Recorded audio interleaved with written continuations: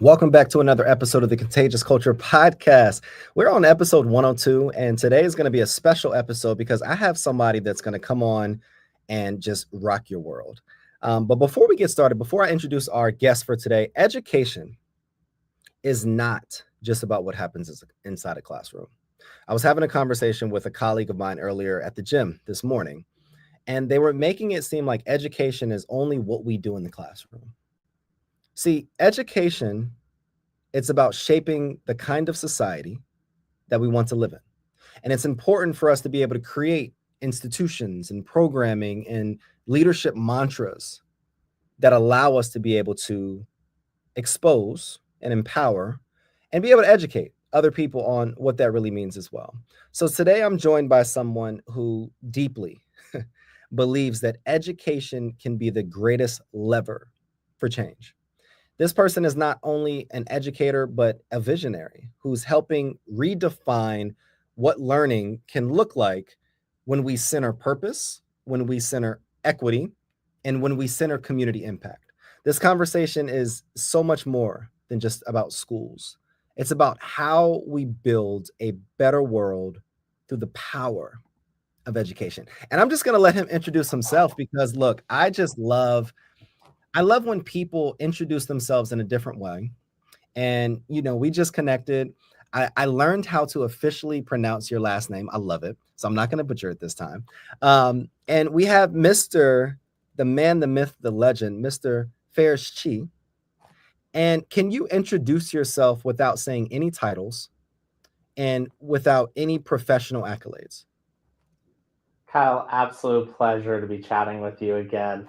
I love the introduction. I love the mindset, and I love just the energy you bring into this. What are we at? 10 a.m. Monday morning, just swimming, smiling, and going forward. So, an introduction without titles.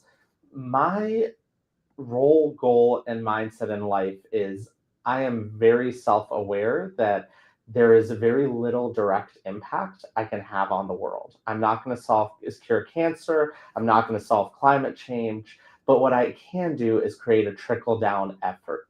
And that trickle down effort, in my mindset, is through education. It's focused on how we can help that next generation of leaders, whether they're in kindergarten or college, make an impact in society and tackle those grand challenges of our time. My background has always been on how we can empower others to make that change and how we can create systems that help grow our future leaders in America and in the world, make a greater trickle down effort even after their time is done. So it's just an absolute pleasure to be chatting with you this morning and being to dive in a little bit deeper about what those grand challenges are and how we can equip our students to solve those challenges that our generation has left behind for them. I'm going to say this. That may have been one of the cleanest introductions I have ever heard someone give. So I'm going to just ask for the audience. How many times have you communicated that?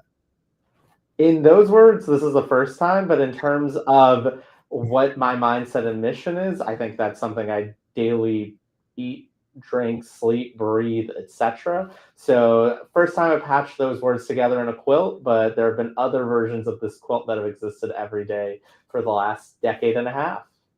And I think there's just so much power of what you just communicated. And I want to just give you your kudos and just give you your flowers right now because you said that that's the first time patching it together and putting it into this quilt.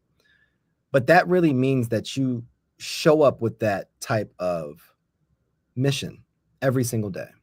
Because what I've learned is that if it's hard for someone to introduce themselves, if it's hard for someone to just authentically communicate who they are and the work that they're doing and the purpose that's driving them, I've seen that there's probably a disconnect in the work that they're doing. So you're just so in alignment, and I just appreciate you for that so much. And it leads me to my first question.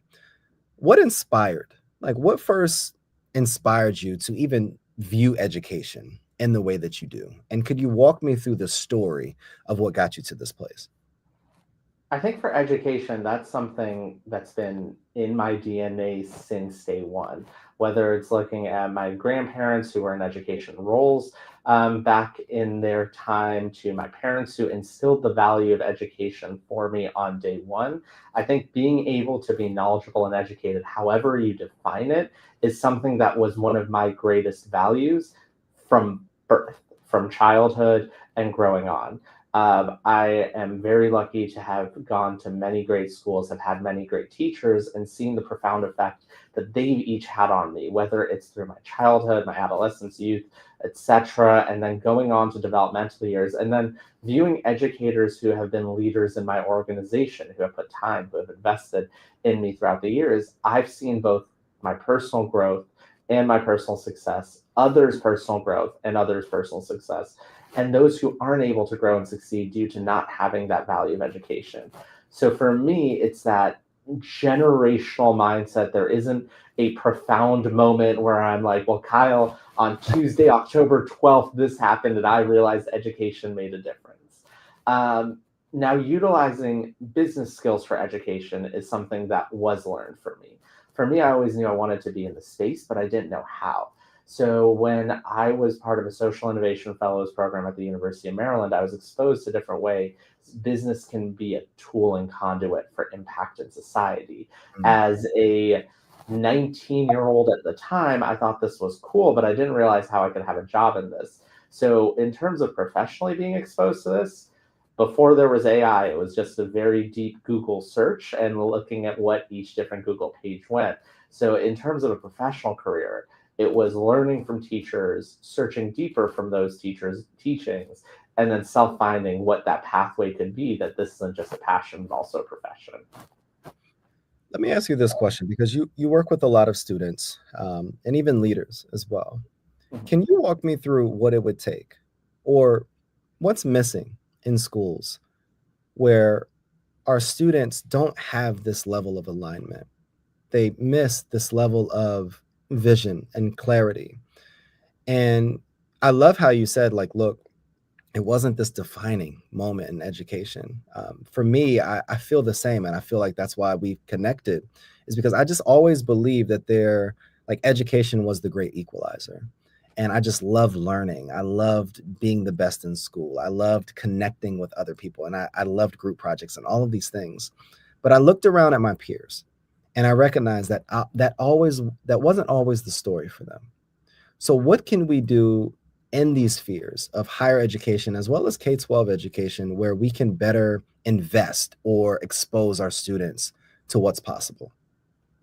So I think it comes down to two different verbiages that two different leaders in my organizations had said.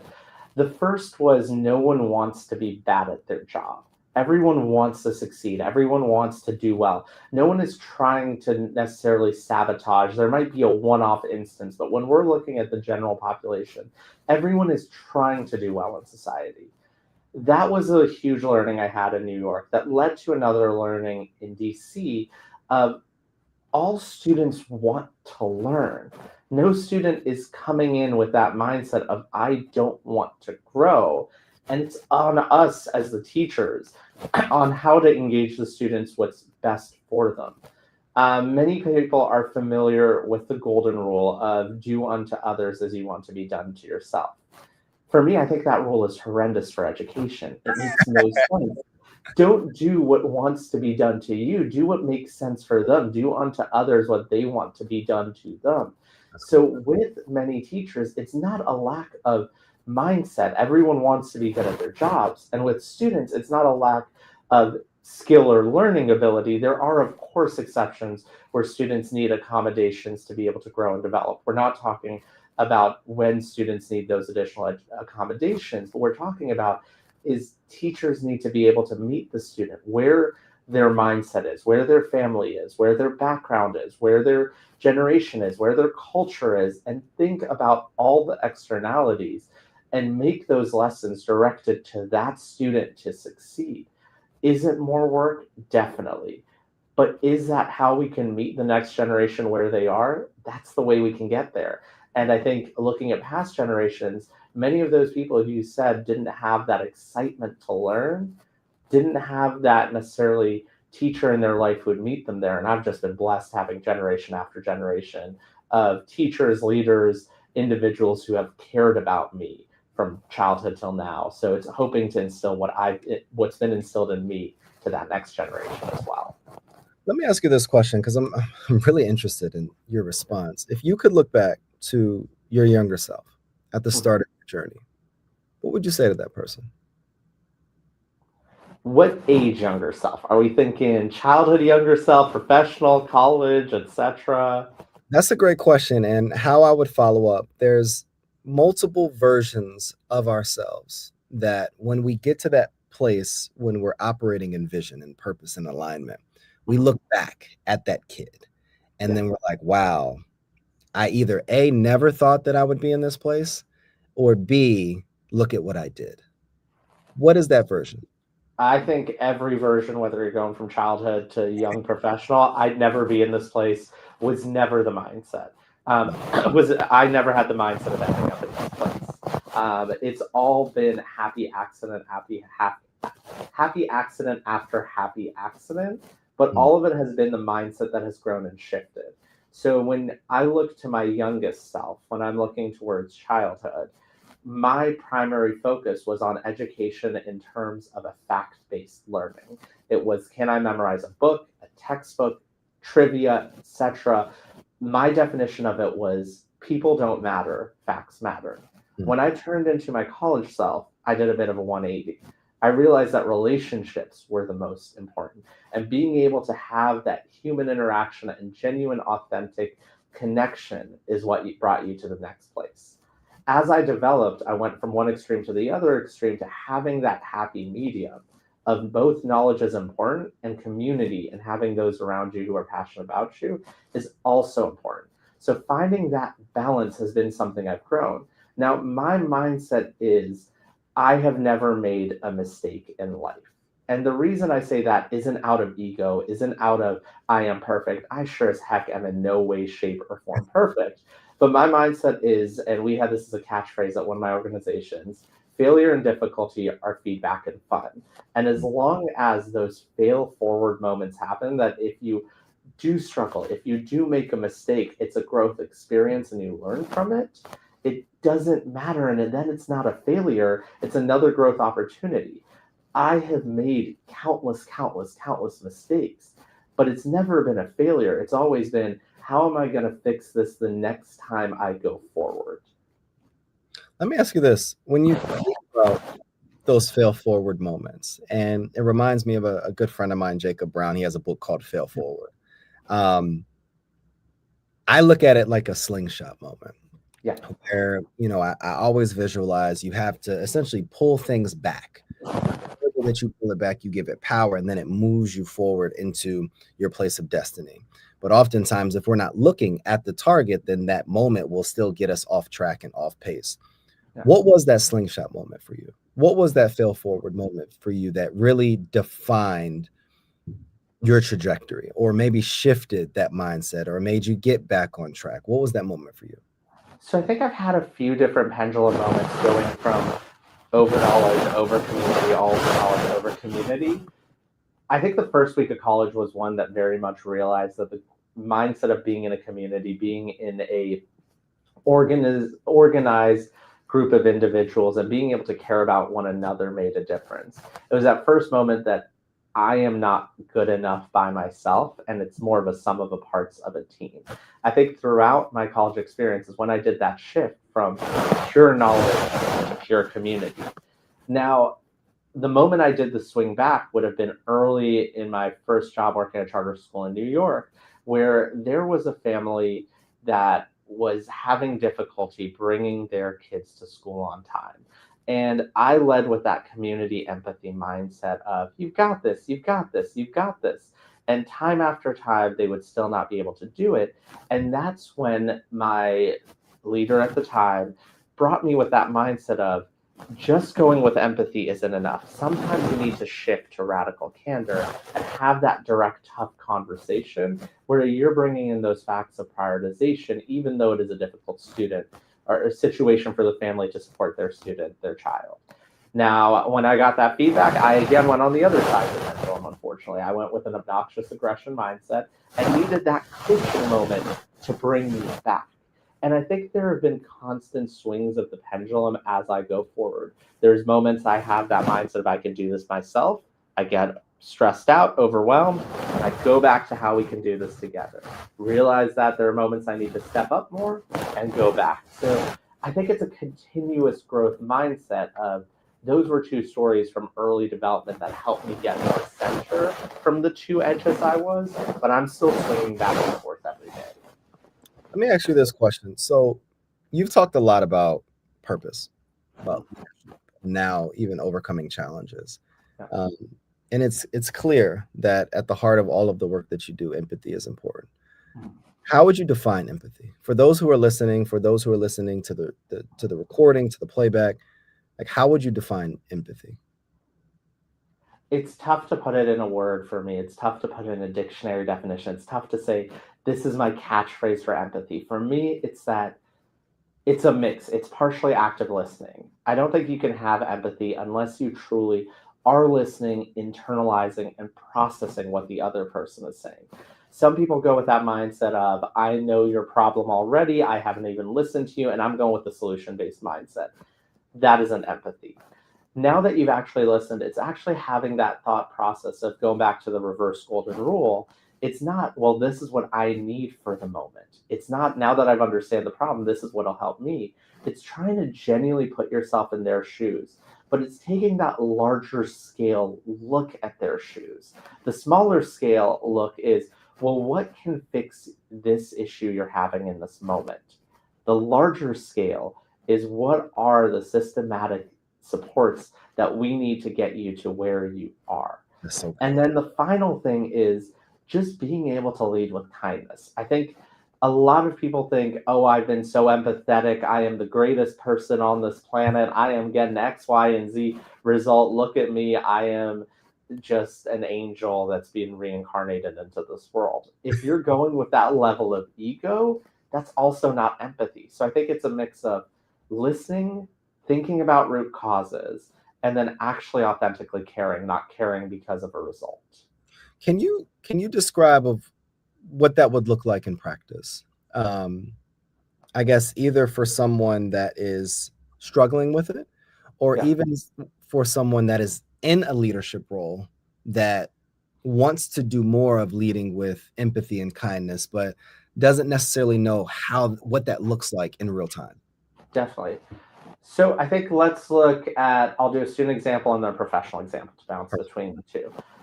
With a student example, you see that someone isn't doing their homework, isn't doing their assignments, and isn't caring. And your immediate thought is, this student's lazy. That's not going with empathy. If your next thought is, let me see their grades and do the research, that's still not going with empathy. That's going with a fact based discourse. Now, if we're going deeper and actually having an authentic, open conversation with the student where this isn't punitive, this isn't a I gotcha moment, this is a what is happening in life, person to person, not teacher, faculty member to student. Why are you struggling? And genuinely listening to everything they say. Maybe it's mental health, maybe it's their roommate, maybe it's their relationship, maybe it's their parents, maybe it's their financial situation, maybe it's all of the above at the same time. And then putting yourself in their shoes, not saying, well, as a faculty member, I need this assignment done because I have a deadline to submit my grades. That's not going with empathy. It's, what does this student need that is within limits? It's not going to the level of, well, I'm going to serve you hand and foot, write your paper for you, and do this for you. That's also not empathy.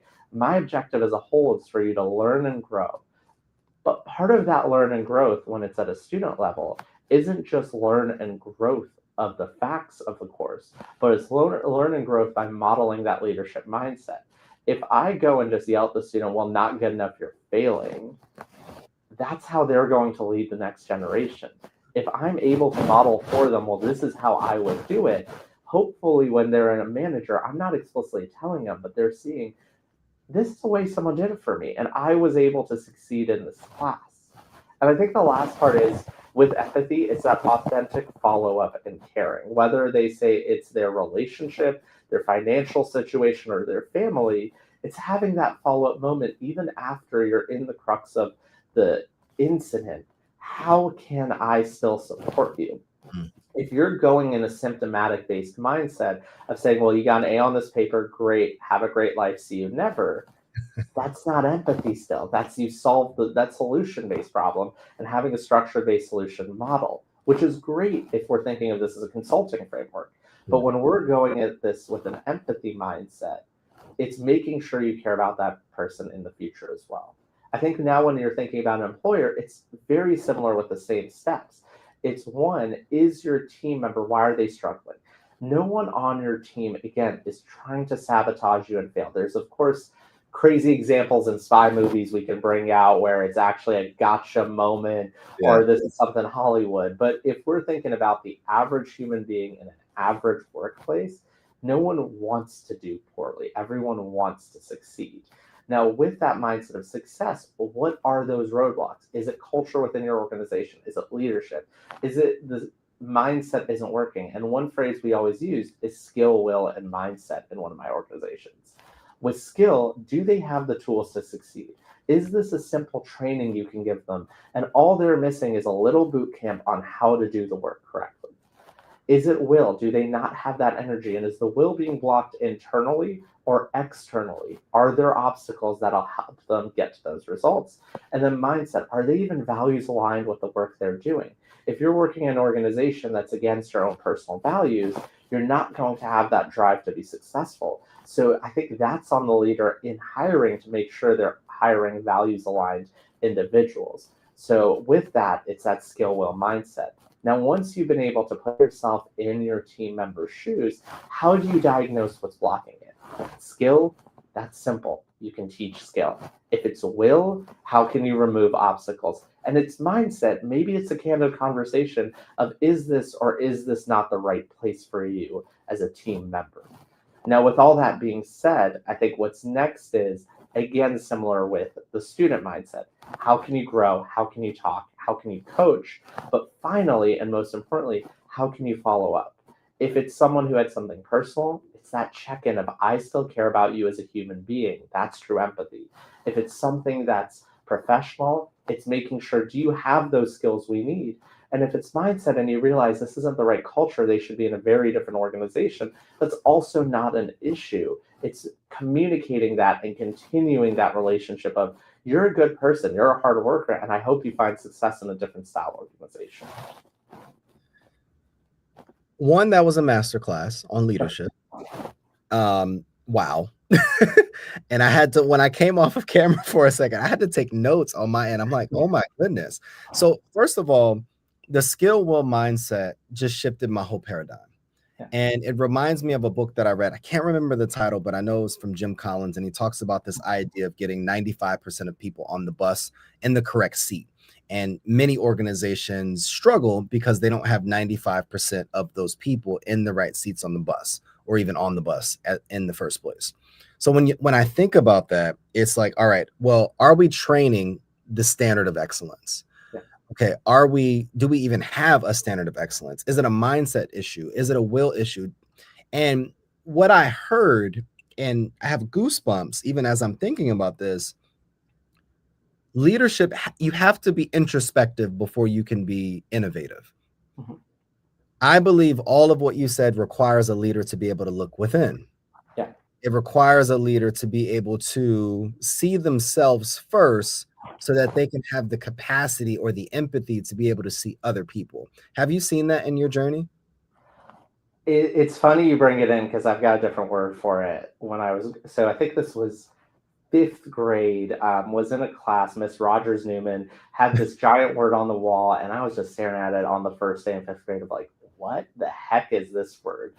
And it was metacognition. And for me, she just said that every day, 5th grade, she had the word postered, plastered, and said, if you're going to do anything and learn anything from my one class, it's metacognition. And for me, I was like, I don't even know how to pronounce this word. I thought I was smart because I'm in a higher reading level than everyone else and can do my times tables, but what are you trying to teach me?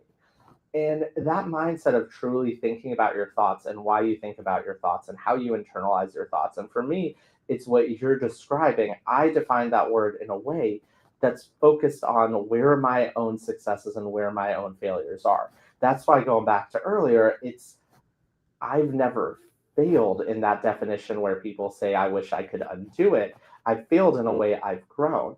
And all of these skill, will, mindsets, all of these mantras that you're sharing are coming from different leaders, whether it's Javaria or Joey from New York or Mache, who's the one who brought the skill, well, mindset mantra forward. These are values I've had that I've been able to learn and internalize. This is something I care about. And this is a great framework that someone I highly respect is sharing for me on how to actually become an effective leader. If you were to put together, I don't know, a blueprint for leaders that are listening in, like those leaders, those educators, those change makers, on how to show up better in leadership positions, what do you think the 2 to 3 steps would be that they can implement as soon as tomorrow or next week that you would recommend? I don't think it's steps. I think it's mindset in my mind. I don't think there's like, and buy this book and then like do this training. I think for me, it's just that I'd say 2 to 3 steps that aren't the next day, but our mindset is one, you don't matter. And my goal in the largest sense is if I can be removed from my organization and it is truly successful, then I've done it right. And that's something I learned the hard way multiple times. I had Wow. constantly made myself trying to be as useful, as helpful, and as organizationally necessary as possible. That had been my mindset for about my first 3 or 4 jobs that I worked out of college in leadership roles at schools. And then I think it was Mache or one of the great leaders I mentioned who said to me, when you leave organizations, they tend to collapse. And that's a great testament for the hard work you're doing. But that's a fear I have for our organization to be able to serve that next generation of students. And those are words I took to heart. And I think as a leader, you're creating those cultural mindsets on how to be effective. You're creating systems for others to succeed. But the ultimate goal and the ultimate success is if you step away and the organization does just as good, if not slightly better or slightly worse, but we'll call it like a 2% marginal standard deviation, but is doing almost just as good without you there, that's a great sign. And that's always been my mindset. So one, it's you don't matter. Two, it's who matters is who actually cares about this work and who is doing it. A lot of people say, make sure you care about your employees, and that's very important. A lot of people say care about your customers. That's also important. A lot of people say care about your community, and that's also important. And my mindset is, why is it one or the other? We have a mindset of how stakeholders come first, and it's thinking about every single stakeholder. Think about who your customer is. Think about who your team is. Think about who your suppliers, your buyers, your students, your textbook vendors, whoever it might be, who they are. And as a leader, put all your stakeholders in front.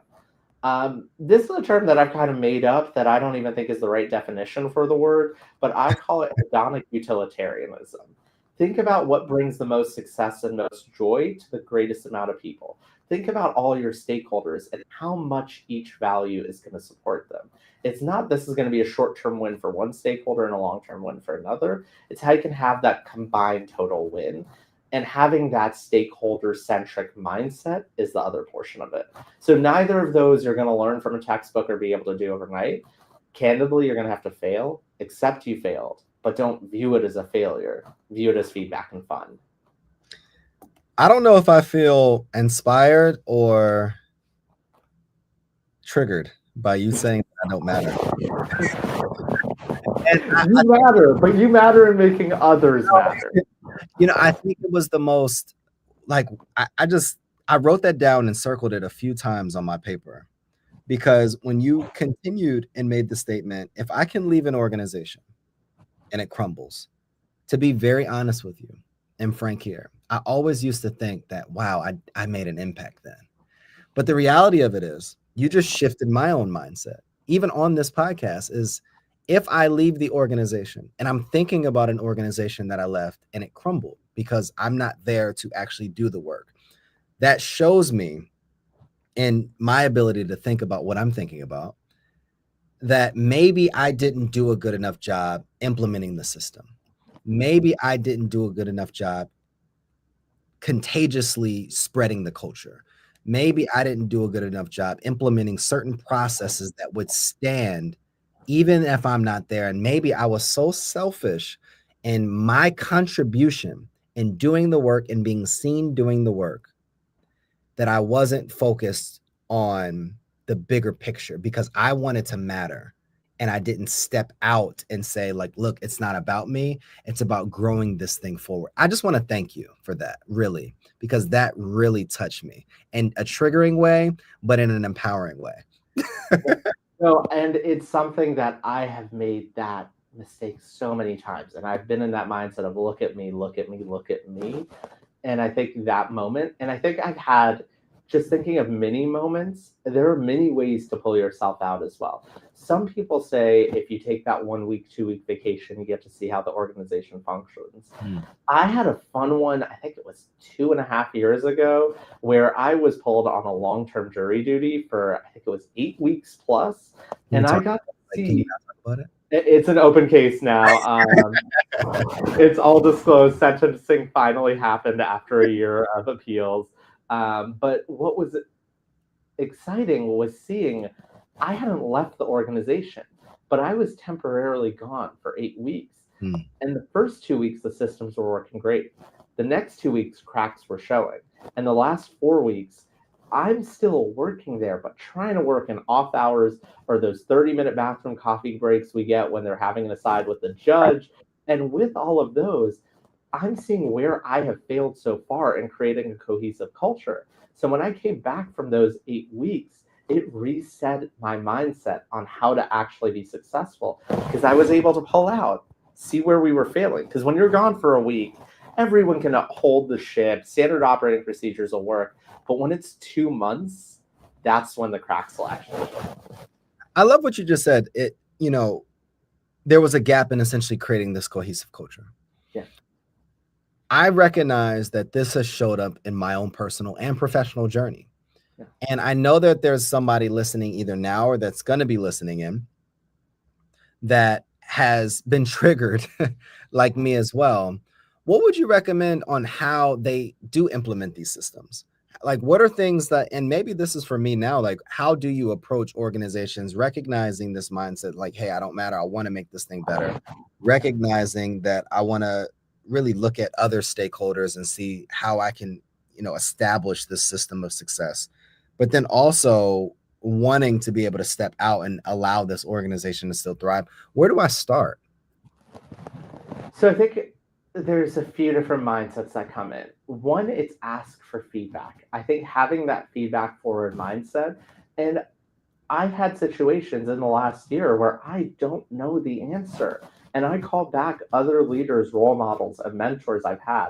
All of my former leaders, I am still in touch with, and I'm asking them for feedback. I think I need a little more Michelle today, or I need a little more Mike today, or I need a little bit more Corey in my mindset today. Mike, how would you have handled this? And then I take that and I process that, and I'm like, that is a way I didn't think about this. So it's part of that's that humility of you're not going to have the answer, and someone else might give you a good answer. And maybe one of the answers isn't values aligned with what you're saying, and another is, but you're able to get that spectrum of feedback from others. I think the other thing is, again, what you brought up earlier, it's empathy. So I had a leader, I think this was my first or second job, who brought out a question for me of I was very young, and he basically brought this mindset of you're not able to be successful until you're doing 50% of your manager's role. And when you're doing 50% of your manager's role, then you're ready to get that next promotion because you're doing both your job and theirs. And for me, I always view that as a bottom up mindset. I need to carve more. I need to hustle more. I need to get better. I need to be more successful. Now, part of that isn't the me portion. Now, what if we flip it and you're managing someone, you're leading someone. And when you're leading someone, they're trying to claw and get that 50% and do your job and grow success. If you're not letting them actually take on those additional responsibilities of culture, mindset, etc., and you're not pulling back, you're not equipping them with the opportunity to be successful. Mm.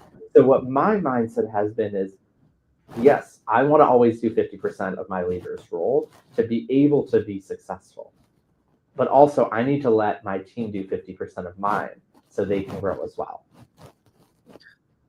Who was it that exposed you to this framework or this mindset as a whole? You know, a lot of times, and I read a book years ago, and I literally always mention it here. It's called Who Not How by Dan Sullivan. Yeah. And probably one of this is the best books in regards to how it's transformed my own perspective and mindset. And the concept of the book talks about oftentimes we focus on the how we do something or how we grow this or how. But the idea of the book is teaching, like, who do I need to connect with that can essentially coach me, empower me, expose me to various things. Who was who was your who? I don't think I had a who. I think I've had a dozen who's, candidly.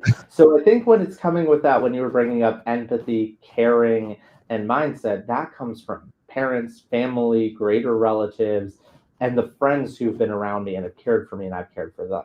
It's all of those individuals in my greater family have been the who for that caring mindset. Now, if we're going to go more tactical and these verbiages I'm utilizing and the models and tweaking management, I mean, my family's been phenomenal, but they haven't been coaching me on charter school leadership or university teaching. That's not what they do. They're teaching me on the values that lead me to that. When Yep. we're getting with those more tactical mindsets, I mean, if we're thinking about college, I worked at a challenge course and was an RA. Mike and Corey were two influences. The center that I'm leading now, Melissa, who led it at the time, was a huge influence in this mindset. If we're going to my schools in New York, Javaria, Brooke, Joey, all three of them as leaders in my organization, he helped shape my mindset. Marnie, if we're going to DC, Michelle was an enormous influence. But then also the part that people forget, it's your team. So when I'm talking about that top down and bottom up, my top down has been that mindset of looking at the leaders. But on the flip side, I have been blessed to work with some amazing individuals, whether it's Cherie, Antonio, and Luis, whether it's Alexia or Julia, whoever it might be, from a Ruben to a Lindsay, I have failed leading each of them. And each time I've failed, they've come back with empathy and caring of, we understand that you want to do good. And each team I failed has then come back and still cared about me, because we know the failures aren't personal. The failures aren't an attack on them. The failures are, I need to grow as well. And they're willing to coach me on how to be a better leader. So I think it's both looking up to who's modeling for you and down to who you're failing when you're not doing your job correctly. Now, we've had a lot of conversation throughout this time about We'll bounce back and forth today. Oh, definitely, about all of the things. But I'm sure somebody on here wants to know, like, who is this guy? Like, what does he do in life? And I know what all of the pictures and art is behind you, but can you also talk about that as well? Because I loved your perspective once you gave it last week. Definitely. So currently I have a few different roles. I'm at the University of Maryland's Robert H. Smith School of Business, where I'm a faculty member here. I teach classes on sustainability, strategic management, negotiations, right now on a growth strategy for enterprising ventures. And 1/3 of my role at the university is having that faculty teaching focused mindset. Another one of my roles is executive director of our Office of Experiential Learning, where we are trying to redefine learning at our business school as experience-based. There's a lot of great things you can learn from a textbook. There's a lot of great things you can learn from a case study. There's a lot of great things you can learn from a lecture. But every lesson that I've shared has been a lived experience, not a book-based experience. And when you asked me a few minutes ago about the who, I haven't had that one book. Like, we can talk about cult-like cultures, we can talk about First 90 Days, we can talk about dozens of leadership strategy books. I was a leadership studies minor in undergraduate where we read this literature. But for me, that lived experience is important. So my second role is creating those opportunities in the classroom for our students to have real world projects with real organizations, whether they're for-profit, nonprofit, B Corp, etc., government, giving students actual experiences so they can see this isn't group work on a hypothetical project, this is client-based work in a consulting opportunity. And then my third slash primary role is leading our Center for Social Value Creation. And at CSVC, we have a mindset that we want to create a better world through business. We do this through thought leadership, thought-provoking dialogue, and hands-on experience, giving that experiential learning opportunity for our students. We're focused on how businesses can be profit-driven and impact-driven at the same time. So whether it's a for-profits ESG team, a B Corp, which we do tons of partnership with, or what you're saying with the graphics behind me, the United Nations Sustainable Development Goals, having that mindset that business can and should be a conduit to create a better world. You can define better world however you want to, whether it's through climate, education, gender rights, etc. We're not here to prescribe a definition for you. Our definition is knowing that business leaders can have that profound impact on society. So it's our responsibility as leaders to help create and instill those values that we're driven to succeed with. What do you believe, if I was to ask you, is the most important aspect of growing in leadership? Is it skill or values? I don't think it's skill. I think it's values, it's mindset. I think skill, anyone can be taught, anyone can take a course, but having that value of being reflective, being empathetic, being caring, and having humility, that's something, again, it is a skill at the same time. So I don't know if you call it skill or values, because it's not something, okay, your family didn't instill this, you're doomed, you'll never be a good leader. Congrats, Nima, you were spoiled with a great upbringing. I'm screwed because I didn't have that. No, I think how you grow and develop is that personal mindset. But again, that's going through experiential learning. That's going through a feedback mindset. That's going through many of these exact terminologies and lived experiences came from all of those managers I mentioned. It comes from birth. It comes from your teens. It comes from your 20s. It comes from your 30s. It comes from your 40s, 50s, and beyond. I think that growth mindset, you can be taught it, you can develop it, but I think it just needs to be in a place where you're surrounded by it. And it can be surrounded, you can be surrounded by it when you're 5, and you can be surrounded by it when you're 15 or when you're 35. But it's just being in a culture that celebrates that. And I've had the fortune of constantly being in those cultures. I want to expand on that a bit, and I want to play the devil's advocate. This is not belief, but I just want to ask. Ask away. Do you believe that skill can overpower values, though? Like, do you believe that you could be so skilled at something where it doesn't require you to have values? Or do you believe that your values alone will be able to help you become successful? Oh, I think skill can definitely overpower values, but I think it depends what situation we're thinking about. If it's how well can you do on a math quiz times table, your values aren't going to give you 5 times 5. That is purely skill. Your values aren't going to teach you how to read. That is technical skill. But if we're thinking about it with an organization, a culture of leadership, when we're on the Contagious Culture podcast, when we're defining it in terms of culture, that's when values are king. But if you're in a technical role where I need to do coding, your skill is much more important. Obviously, you need to have a growth set mindset. You need to be empathetic to your stakeholders, but that's your leader's role. If you are in a purely technical organization, fine tune your skills. And also, I think a lot of people undervalue skills in terms of if you're a great people leader, but you can't actually do something, you can't actually step in. If let's say your team member is on jury duty and you can't step up and support where they need it, you're not a complete person. So you need both, but it depends on if you're an organizational leader, values are the top importance of utmost. But if you're in a tactical deliverable role, you can't undervalue skills there. Let me ask you this question, and we have a audience member question. The question is for someone that doesn't naturally have those skills or values or wasn't taught them, what is one thing that they could do immediately to develop that? I think do is the biggest thing. And I think try and I think sandbox. We have now that we're going into work, we're doing a program called our Impact Consulting Fellowship, where it's a team of one MBA, three master's students, and three undergrads do a pro bono consulting project for a B Corp or an impact driven organization. And what I tell the students is, yes, you're doing a project that's meant for the client. Yes, this is project based work. Yes, the client needs the results you need. But what you need is to actually try something. If you're the MBA and the team lead, try a different management style. If you've been a micromanager, lead by trust. If you've been true lead by trust, find ways to actually create structured deliverables and feedback that is that happy in between. If you're not just saying, everybody go do everything, create structure if you haven't had that.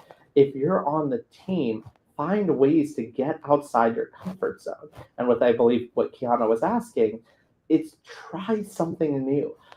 When I was in that first role, if I was pure empathy and I was told to be more radically candid, I went down that path and went pure obnoxious aggression for 2 weeks. I was horrible at my job. I think I got 12 complaints. Not to get too detailed, but I got vulgar ways that a parent was going to end my existence. Oh my goodness. And that was because I failed. And I went from hugging that parent every day to being very, very, very direct and realizing I had gone off too much. So what did I do? I went back a little bit more and I tried a different approach with that parent and a different parent. Saw that worked better. So I just kept doing and doing it wrong over and over again till I got it finally right. And again, that goes back to your leader of them having the openness and energy and me having the humility of please coach me on what that happy medium is. Andrew, tell me where I need to go because clearly the way Joey or Javaria were doing it don't work for me. So where is that in between for me, Andrew? This has been so rich, and we could probably continue this for hours. I have so many questions and thoughts. So when I come to Maryland, we'll have to definitely connect. I can't wait to have you on our campus. And while I'm sharing some great things for people to noodle on, I think the lessons, the learned mindsets, and everything you've shared on this podcast is going to be extremely instrumental for our students, our faculty, and myself to grow from as well. Thank you so much. Thank you for saying that. For our listeners, here's the challenge. I want you to think about one action that you can take this week and lead with purpose. Lead with empathy, lead with kindness in your own sphere of influence. It doesn't have to be education, but in your own sphere of influence, how can I show up more kind, more purposeful, and more empathetic? And it doesn't have to be huge because the things that we've shared today don't have to be huge steps. It just has to be a start. I want to thank you personally for coming up here, sharing your story, sharing your wisdom, sharing your heart. If people want to learn more about your work, what you're doing, how you're continuing to impact our communities and our educational system, where can they find you? You can find me on LinkedIn. Nima Farshchi is my name, or feel free to email me. It's my last name at umd.edu. Always more than happy to chat, always more than happy to connect, and always more than happy to just brainstorm about some of the grand challenges of our time. I want to end this episode a little bit differently today because I really feel inspired so much from this conversation. I'm going to take you through a rapid fire exercise. So I'm going to say a word, and I just want you to say the first word that comes to your mind. Okay? I'm excited. All right, here we go. So the first word, poverty. Systematic issues, our own failures. Wait, am I given one word? Or am I given a phrase? I don't want to. I knew it was unclear instructions. That's my bad. So one word. So let's do societal change. Possibility to grow. Sorry, I'm given 3 words. Put a couple dashes and hyphens there. Education. Love. Empathy. Genuine caring. Success. Community. Why community? I think you can't have success unless we're all in this together. Again, you can have success on a math quiz of 5 times 5 without community, but even that, you need a teacher, you need a parent, you need a friend to coach you through it. So even at a tactical level, you need community to succeed. If you're still listening to us, where can you find your community? Where can you find the people, the who's that you need to be able to help you become the person that can do the thing so that you can be able to have the success? Where can you show up more kind, more empathetic, and more intentional, and be able to think about what you're thinking about so that you can not just empower your own life, but you can empower the lives that you are called to serve? Thank you again for listening to another episode of the Contagious Culture Podcast. I'm your host, Kyle King. I was here with my newest friend that I'm going to be visiting very soon in the DC, DMV area. And I want you to just remember, one of the questions that we always ask on the Contagious Culture Podcast is, what type of culture are you spreading? Remember this: the energy you bring is the culture you create. Make yours worth catching. We'll see you all next episode.